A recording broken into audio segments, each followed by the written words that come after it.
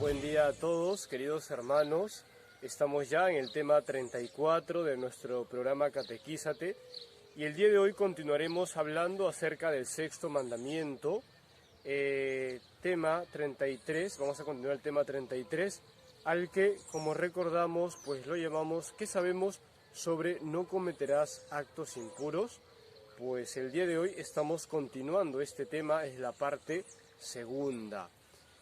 Como les dije la vez pasada, este tema del sexto mandamiento lo podemos encontrar en el Catecismo de la Iglesia Católica, en los numerales 2331 al 2400. Solamente para recordar, la vez pasada estábamos hablando acerca del don de la castidad, acerca del don de la sexualidad. Dijimos que pues conviene hablar de la sexualidad en positivo, porque en primer lugar es un regalo del Señor, el cual está llamado a permitir vivir en plenitud a la persona, y esto solamente se puede vivir de esa manera siempre y cuando el don de la sexualidad lo vivimos en la castidad, que también es un don, es un regalo. Pues una vez que hemos hablado acerca de estos temas en positivo, también conviene hablar acerca de las ofensas contra la sexualidad. Es así que pues el día de hoy vamos a ver dos puntos. En primer lugar, ¿qué prohíbe este mandamiento, el sexto mandamiento? Y en segundo lugar, ¿qué nos enseña este mandamiento acerca del matrimonio? Dentro del cual veremos también algunas ofensas que se pueden realizar dentro del matrimonio. En primer lugar, veamos qué nos prohíbe este mandamiento. En primer lugar, la masturbación. ¿Qué es la masturbación? El Catecismo de la Iglesia lo define como la excitación voluntaria de los órganos genitales a fin de obtener un placer venéreo, un placer sexual. Pues, queridos hermanos, sobre este tema, muchas personas se acercan a conversar con los sacerdotes, preocupadas porque están metidas en este vicio, del cual es difícil salir. Sin embargo, con la gracia de Dios es posible. Pero yo quisiera enfatizar y decir, sobre todo, cuánto daño causa este acto ofensivo contra la sexualidad, que es la masturbación. Cuánto daño en la persona ocasiona, cuánto daño psicológico, por ejemplo, puede ocasionar la masturbación. Es así que debemos tener cuidado con aquellas personas que dicen no, la masturbación es para explorar la sexualidad, la genitalidad de la persona. No. Por tanto, hay que tener cuidado con esto. Muchos de ustedes son padres de familia, pues hay que saber hablar también de estos temas y educar a los hijos sobre estos temas. En segundo lugar, tenemos también la ofensa contra la sexualidad llamada fornicación. Es la unión carnal entre un varón y una mujer fuera del matrimonio. Pues, ¿cuánto daño también ocasiona la fornicación, ¿no? Hablaremos ya más adelante del adulterio, pero me adelanto a decir cuánto daño ocasiona, por ejemplo, la infidelidad. Cuánto daño en los hijos, en los esposos, en el otro cónyuge, porque ocasiona desconfianza, lo cual no puede ser reparado si no es por la gracia de Dios y poniendo mucho de su parte cada uno de los cónyuges, el que ha cometido la fornicación y el otro cónyuge que ha sufrido esto. Así también tenemos una tercera ofensa contra la sexualidad llamada la pornografía, lo cual es más frecuente de lo que uno pueda pensar. A veces dicen, no, bueno, no creo que mis hijos estén metidos en esto. Queridos hermanos, dicen que el 85% de los adolescentes jóvenes están metidos en esto, es decir, es más frecuente de lo que podemos imaginarnos. ¿Y qué es la pornografía? Pues es exhibir los actos sexuales, sean reales o simulados, ante terceras personas. Y obviamente cometen esta grave ofensa quienes consumen la pornografía, es decir, quienes ven esos actos sexuales reales o simulados. La pornografía, por ejemplo, es una ofensa tremenda a aquellas personas a quienes se les está grabando en actos sexuales. Es una ofensa tremenda. ¿Por qué? Porque las estoy utilizando para que sean un instrumento de placer sexual. Y quien las ve, quien ve esas escenas, también está cayendo en este acto que va contra la dignidad de estas personas. Obviamente, quienes se dejan grabar con el fin de, pues, acrecentar la economía con fines económicos, obviamente están degradando su dignidad y están siendo ocasión de pecado para muchas personas. Por tanto, la pornografía es algo muy grave, muy grave. Esto también conviene hablarlo con los hijos, sentarse, hablarlo con naturalidad, con respeto, pues la pornografía también, dicen los psicólogos, que causa muchísimo daño en la persona. Por tanto, nos damos cuenta cómo es que estas ofensas contra la sexualidad pervierten a la persona. Pues debido a este solcito que nos acompaña hoy día, estoy sudando un poquito. Bien, pues entonces conviene hablar, como digo, sobre estos temas con los hijos, etcétera. Así también tenemos como ofensas contra este mandamiento a los actos homosexuales. ¿Qué son los actos homosexuales? Pues son aquellos actos sexuales intrínsecamente desordenados realizados entre dos personas de un mismo sexo.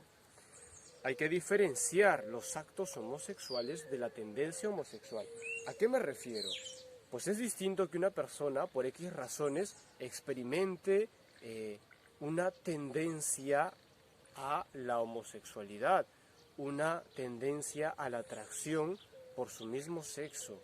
Y entonces la persona dice, pues experimento esto, pero yo no quiero vivir de esa manera porque es un daño a mí mismo, es un daño a la otra persona, es una ofensa a Dios gravísima. Pues yo no quiero vivir eso, yo no quiero dar riendas sueltas a esta tendencia. Entonces, con la gracia de Dios y poniendo de mi parte, pues vivo en castidad y vivo mi sexualidad ordenadamente.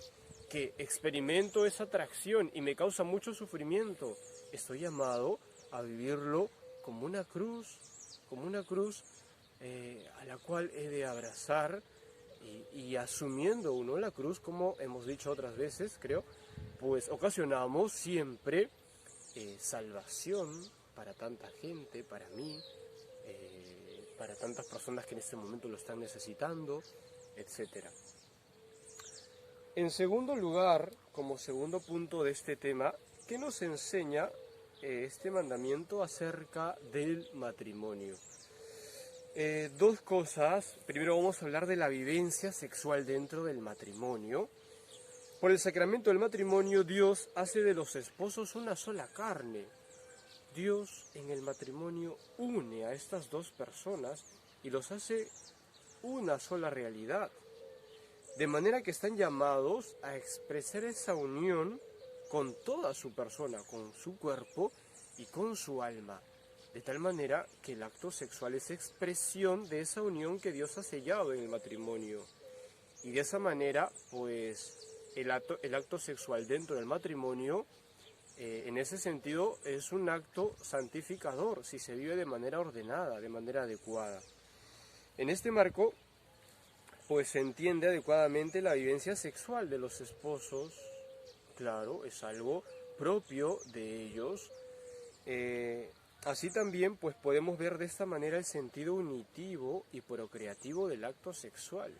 El acto sexual expresa esa unión de los esposos y también el acto sexual está llamado a apunta a la procreación.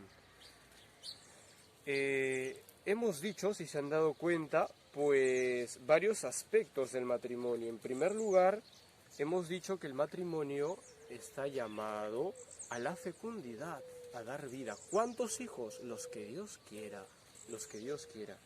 Si Dios quiere tantos hijos es porque te va a dar la gracia suficiente para educarlos.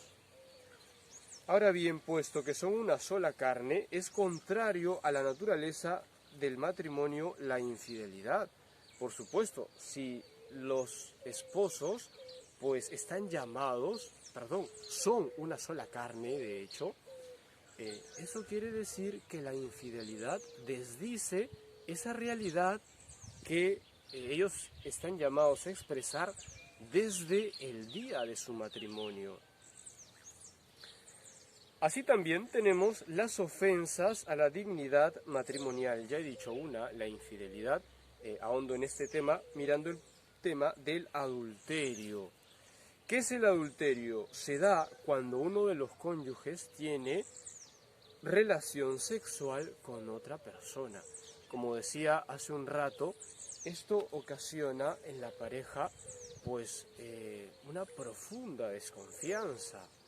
El cónyuge que ha sufrido la infidelidad de su otro cónyuge, pues sufre desconfianza. Esa confianza que tenía antes la va a recobrar con la gracia de Dios y poniendo ambos de su parte. El otro tendrá que ganarse nuevamente esa confianza y la persona que ha sufrido el adulterio, pues tendrá que poner de su parte para aprender a confiar nuevamente en la otra persona. Así también como ofensa al matrimonio tenemos el divorcio, lo cual ocasiona un daño irreparable al cónyuge abandonado, a los hijos y a la sociedad. De hecho, el Catecismo de la Iglesia Católica lo llama una verdadera plaga social debido a su efecto contagioso, efectivamente. Es distinto que uno viva en un ambiente donde la pareja, donde el matrimonio se respete y donde el matrimonio se viva hasta que la muerte lo separe, a vivir en un ambiente donde todo el mundo se divorcia. Pues yo también me he casado, yo también me divorcio, porque esto lo hace medio mundo. Y finalmente, una ofensa a la dignidad matrimonial es la unión libre. ¿Qué es eso? Pues cuando el varón y la mujer deciden unirse y convivir, y bueno, nos casamos, no pasa nada. Total, sigamos viviendo como estamos viviendo. ¿Qué más da si estamos casados o no estamos casados? Pues eso es algo grave también para la sociedad y para la pareja misma, porque esto llevará normalmente a que haya el riesgo de mirar a la otra persona como un mero instrumento de placer sexual. Digo, ese es un riesgo, quizá muchas parejas no lo vivan así, pues bien, pero es un riesgo, porque no hay una formalidad, se está viviendo como se quiere, sin ningún tipo de formalidad, y eso, como digo, da pie al riesgo a que vivan mirándose el uno al otro como un instrumento de placer. Y eso es bajar la dignidad de la persona, y eso es denigrar la dignidad de la persona. Pues queridos hermanos, de esta manera hemos terminado nuestro tema 34. Dios mediante, veremos en nuestro tema 35 el séptimo mandamiento: no robarás. Espero que te haya ayudado este tema y también deseo profundamente que el Señor te bendiga a ti y a toda tu familia.